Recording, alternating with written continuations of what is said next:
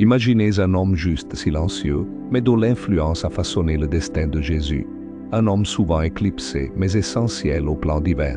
Découvrez l'histoire de Saint Joseph, le patron de l'Église universelle. Bienvenue sur la chaîne Message divin, où nous partageons les paroles de Dieu pour vous et votre famille. N'oubliez pas de vous abonner et d'activer la cloche pour ne manquer aucun message. Saint Joseph, époux de la Vierge Marie, est bien plus qu'un simple personnage biblique. Il est le gardien de la famille de Dieu, un modèle de foi et de dévouement. La solennité de Saint Joseph honore cet homme juste, descendant de David, qui a assumé la mission de père du Fils de Dieu. Jésus lui-même était soumis à Joseph comme à un père. L'Église le vénère avec un honneur particulier, le considérant comme son patron.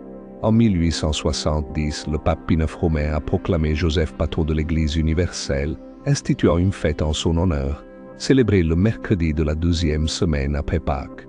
Cette fête a ensuite évolué pour donner naissance à la fête de Saint Joseph l'ouvrier, célébrée le 1er mai.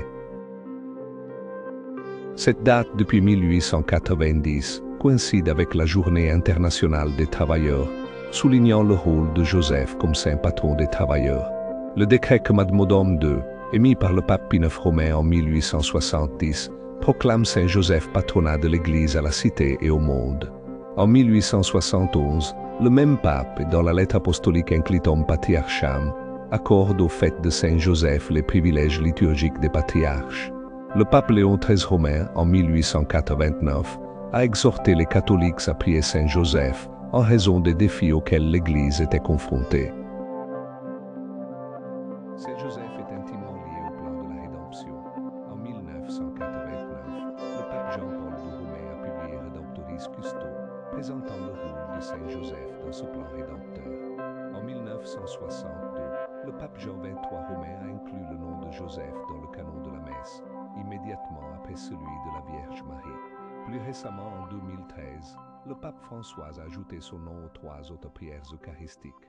La première description de Joseph dans l'évangile de Matthieu le qualifie d'homme juste.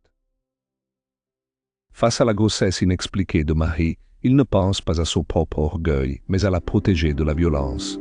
Il voulait la répudier secrètement, mais un ange lui révèle la vérité. N'aie pas peur de prendre Marie pour épouse, car l'enfant qu'elle porte est du Saint-Esprit. Elle mettra au monde un fils, et tu l'appelleras Jésus. Un ange accompagne Joseph dans les moments difficiles, et il lui obéit avec confiance. Après la naissance de Jésus, l'ange l'avertit de la persécution d'Hérode, le forçant à fuir en Égypte. En Égypte, Joseph doit recommencer sa vie, trouver du travail. Lorsque l'ange lui annonce la mort d'Hérode, il retourne en Israël, s'installant à Nazareth, guidé par l'ange. Saint Joseph est un exemple de simplicité.